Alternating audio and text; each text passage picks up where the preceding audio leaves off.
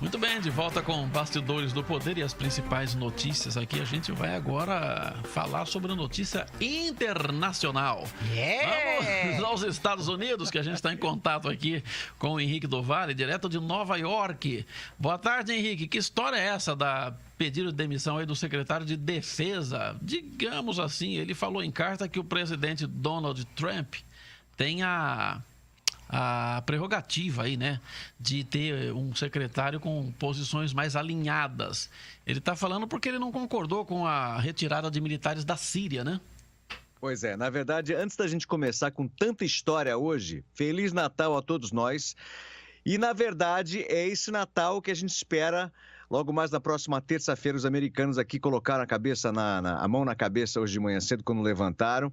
E você sabe que o americano fica preocupado com duas coisas. Quando existe a segurança nacional, assim, meio que tumultuada, ou então mexe no bolso das pessoas. Pois é, na verdade, o secretário de Defesa dos Estados Unidos, o Jim Mattis, acabou renunciando o cargo um dia após o encontro com o presidente Trump. Pois é, na verdade, o presidente Trump resolveu retirar tropas americanas da Síria e também do Afeganistão. No Afeganistão, acredito que serão cerca de 7 mil soldados que serão removidos. Pois é, o secretário ocupava um cargo desde janeiro de 2018 e é uma pessoa que, na verdade, durante todo esse tempo, manteve assim a ordem, a segurança e o balanço, né, o equilíbrio com as decisões do presidente Trump. Todo mundo sabe que, na verdade, as atitudes que ele toma são atitudes, assim, deliberadas, são atitudes sem pensar, e muita gente ligada ao governo do presidente Trump acredita que essa medida foi uma medida deliberada, foi uma medida que não foi pensada. Isso justamente porque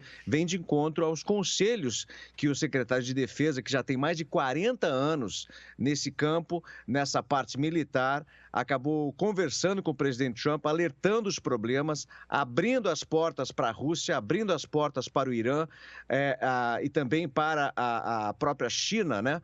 Que, no caso, ele retirando essas tropas dessa região iria causar um tumulto muito grande. E foi por causa disso que ele resolveu jogar a toalha, vamos dizer assim, porque não conseguiu convencer o presidente Trump de que essa medida seria uma medida completamente absurda. Além disso, outro problema que a gente tem visto aqui no governo do presidente Trump, inclusive nessa sexta-feira, foi a forma com que ele resolveu tomar essa decisão.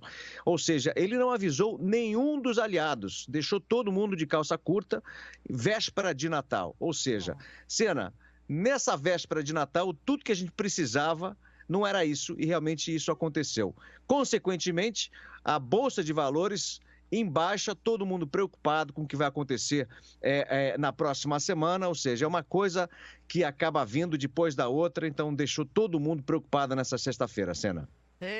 Henrique, nós temos aqui um ministro também, boa tarde para você. Boa Marco tarde, Aurélio boa tarde. de Mello, que é um Trump. É um Trump piorado. Queria botar 170 mil bandidos na rua assim, ó, numa canetada. O mundo tá cheio de gente doida, é isso que eu ando achando agora. Não, e você não sabe, Zezé, deixa eu só te complementar uma coisa. Existem funcionários, cerca de 750 mil funcionários que trabalham para o governo americano que podem, inclusive nesse Natal, não receber os seus cheques, porque existe uma questão aí do shutdown do governo. Shutdown significa o seguinte, uma paralisação se o Senado, juntamente com o presidente, não chegarem a uma conclusão, a uma definição de qual que será a verba para o ano que vem. Então, corre o risco do governo fechar alguns departamentos muito importantes.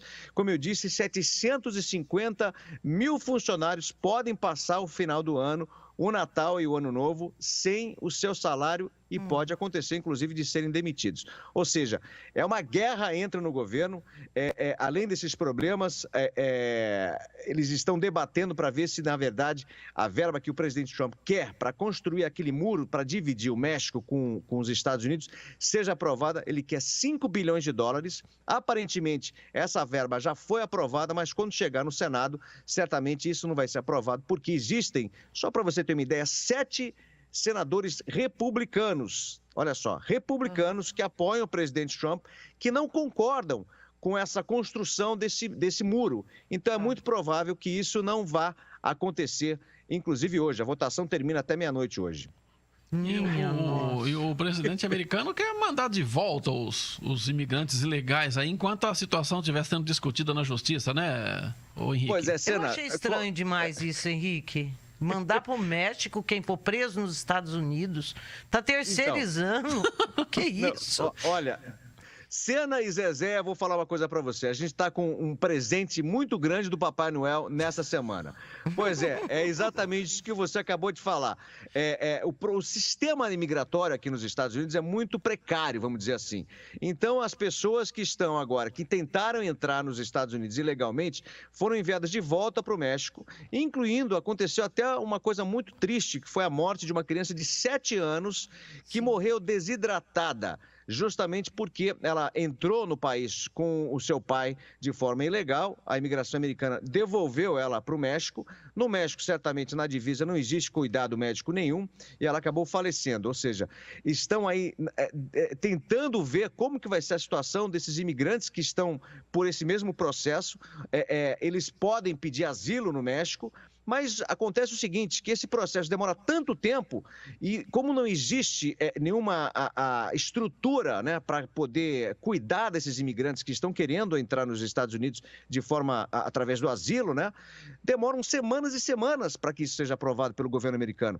E nessa situação que a gente vê hoje, não existe um hospital, não existe nenhuma estrutura médica, né, no caso, para atender esses imigrantes que precisassem, no caso, que precisam, né, de atendimento médico. E foi justamente isso que aconteceu com essa menina de apenas 7 anos que morreu desidratada, esperando para que alguma pessoa, alguma autoridade pudesse então ajudá-la.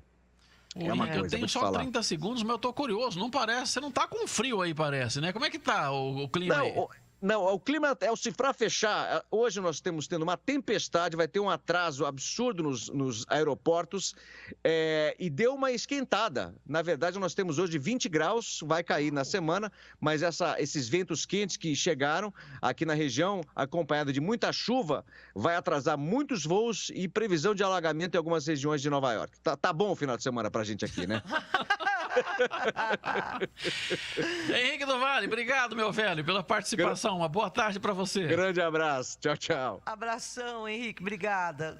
Tchau, tchau. Mas 20 graus em Nova York, em pleno início de inverno lá. Poxa vida. Só aqui que o negócio o mundo tá estranho, mas o mundo tá esquisito. Então não vai ter aquele Papai Noel com neve lá, igual a gente... Não, chuva. Muita chuva. Ai, que loucura. Chegou a hora da gente já tchau.